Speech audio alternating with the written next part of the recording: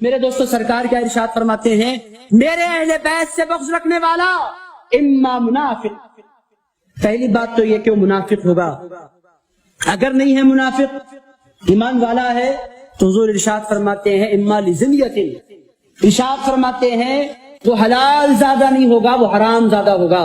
اللہ اکبر، یہ کلمات میں مسجد میں ادا کر رہا ہوں، میں نہیں کر رہا، سرکار نے ارشاد فرمایا ہے۔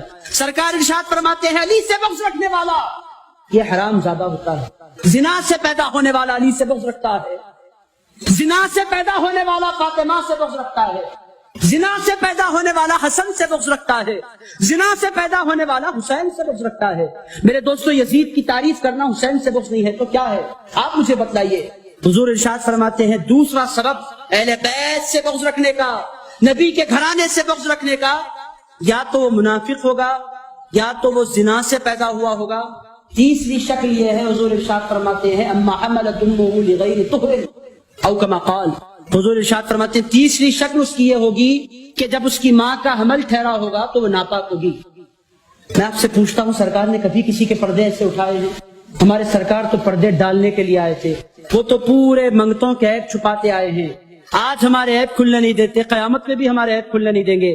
حاضرین کرام، وہ ہمارے عیبوں کو چھپانے والے آقا ہیں، مگر اہل بیت سے بغض رکھنے والوں اور اہل بیت سے عداوت رکھنے والوں کو سرکار اس قدر نفرت کی نگاہ سے دیکھتے ہیں، ارشاد فرماتے ہیں یا تو منافق ہوں گے یا تو وہ زنا سے پیدا ہونے والے یعنی حرام زادے ہوں گے۔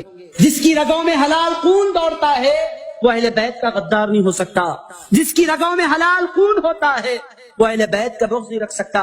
میرے دوستو گاندھی نے عقیدتوں کے نذرانے پیش کیے، آپ دیکھیں گے دنیا میں کن کن لوگوں نے عقیدتوں کے نذرانے نہیں پیش کیے۔ امبیڈکر نے عقیدتوں کے نذرانے امام حسین کو پیش کیے، بڑے بڑے لیڈروں نے امام حسین کو عقیدتوں کے نذرانے پیش کیے۔ وہ سوامی وویکانندا نے کہا اگر حسین جیسے وفادار مجھے مل جائیں تو میں پوری کائنات کو شیک کر سکتا ہوں۔ اس نے کہا کیوں کہا؟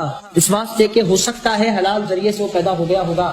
مگر دوستو اگر کوئی کہے ہمارے سردار یزید ہیں، آپ اس سے کہیے گا میں جان گیا ہوں کہ تو کون ہے، تو کون ہے، میں جان گیا ہوں، اچھا کیا تو نے مجھے اپنی پہچان دے دی ہے، تو نے مجھے اپنی پہچان دے دی ہے، یا تو منافق ہے یا تو زنا سے پیدا ہونے والا ہے، یا تو اس وقت پیدا ہوا حمل تیرا ٹھہرا جس وقت تیری ماں ناپاک تھی۔ میرے دوستو ان تینوں باتوں کے علاوہ کوئی اور بات اس نبی کے پاس